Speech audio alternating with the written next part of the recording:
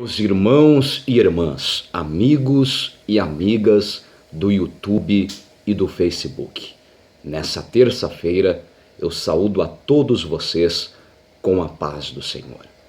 Nós queremos dar continuidade em nosso estudo bíblico, teológico no dia de hoje.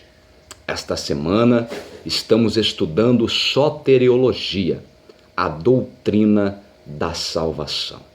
Antes de nós adentrarmos na matéria, eu quero deixar o meu contato para você. Por quê?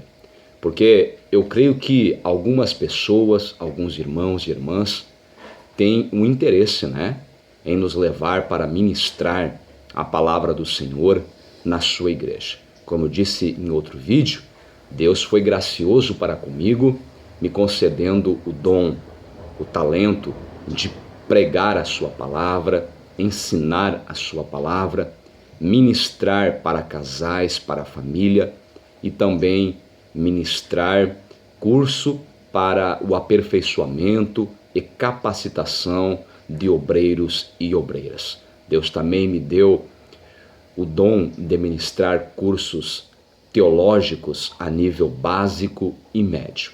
Então, daqui a pouco, você que tem um interesse em nos levar na sua igreja, você poderá estar entrando em contato conosco pelo telefone 51, tá? A região aqui é 51, e o número então do nosso telefone 986 44 40 32. Repetindo, 51 986 44 40 32. Poderá estar ligando para nós, entrando em contato conosco pelo WhatsApp, tá? Esse número aí tem o WhatsApp.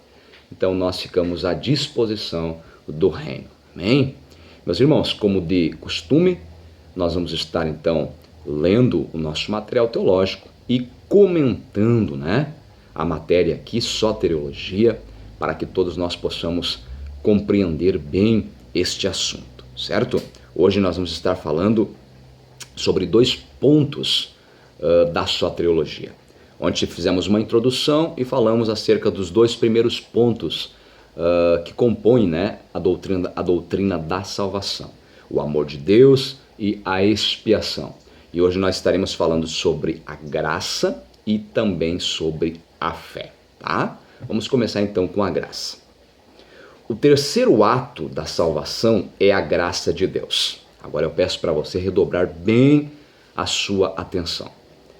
A graça é um favor imerecido, ou seja, o significado da palavra graça é favor imerecido, ou favor que nós não merecíamos, certo? Este é o significado da palavra graça. A graça exclui qualquer mérito humano. A graça é o ato espontâneo de Deus em favor do pecador. Após amar o mundo de tal maneira e providenciar a redenção humana através da morte expiatória de seu Filho Jesus Cristo, Deus decidiu qual a extensão desta tão grandiosa graça. Esta graça seria apenas... Agora, aqui interessante, agora vai vir uma pergunta, tá? Esta graça seria apenas para alguns ou para a humanidade inteira? Olha só a pergunta. Esta graça, este favor prestado por Deus através do sacrifício de Cristo na cruz do Calvário, seria apenas para algumas pessoas ou seria para toda a humanidade? Tá? A pergunta. Então, ele respondeu dizendo: para que todo aquele que nele crê não pereça, mas tenha a vida eterna. Evangelho segundo João, capítulo 3, versículo 16. Ou seja, não é apenas para alguns, é para todo o que crê. Tá? Isto quem fala é Cristo. Todo aquele que nele crê não pereça, mas tenha a vida eterna. Porque a graça de Deus se há manifestado trazendo salvação a todos os homens. Tito, capítulo 2, versículo 11. Tá? Paulo escreveu dizendo: porque pela graça sois salvos por meio da fé, e isso não vem de vós, é dom de Deus, ou seja, é um presente de Deus. Efésios capítulo 2, versículo 8. A salvação não é obra dos homens, é graça de Deus. Meus irmãos, então é importante nós aqui entendermos, né? Vamos falar um pouco sobre isso aqui. No cristianismo, há principalmente duas linhas de interpretação, de entendimento acerca de soteriologia, ou seja, acerca da doutrina da salvação. Tá? Nós temos a linha arminiana, tá? Que a maioria dos cristãos, pelo menos em solo brasileiro, concordam, tá? E a linha calvinista, que alguns concordam com essa linha. Pois bem, a linha calvinista entende que Deus escolheu, antes da fundação do mundo, alguns para a salvação, ou melhor dizendo, eles creem que esta linha, a linha calvinista, acredita que Deus escolheu alguns seres humanos para a salvação, determinou alguns seres humanos para a salvação eterna e determinou outros seres humanos para a condenação eterna, tá? E a linha arminiana, tá, acredita, e já adianto aqui que eu sou de entendimento arminiano, a linha arminiana acredita no livre-arbítrio, ou seja, que a salvação, se por um lado ela não é mérito humano, ela é 100% mérito de Deus, por outro lado, Deus não é um ditador, Deus não nos trata como marionetes. Deus, ele operou toda a obra de salvação, o mérito é 100% de Deus, não é nosso, porém, Deus, por ser um Deus de amor e não um Deus ditador, um Deus que nos trata como meras marionetes, ele, sendo um Deus de amor, ele respeita a minha e a tua escolha, tá? Esse é o nosso entendimento. Respeito os que entendem, aqueles que concordam com a linha de pensamento calvinista. São nossos irmãos em Cristo, também não haja dúvidas quanto a isso. Mas nós compreendemos e cremos no livre-arbítrio. Pois bem, dando continuidade, tá? A fé, vamos falar um pouco sobre fé e aí a gente vai complementando esse entendimento.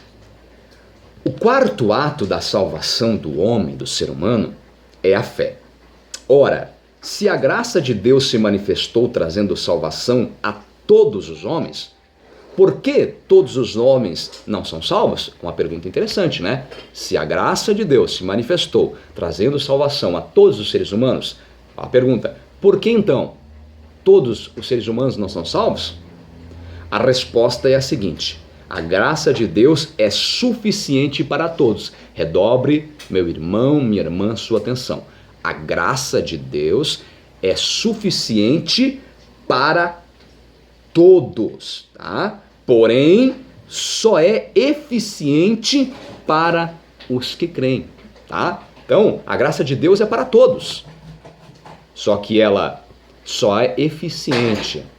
Ela só vai produzir frutos, tá? Nas vidas daqueles que creem pela fé, mediante a fé. Tá?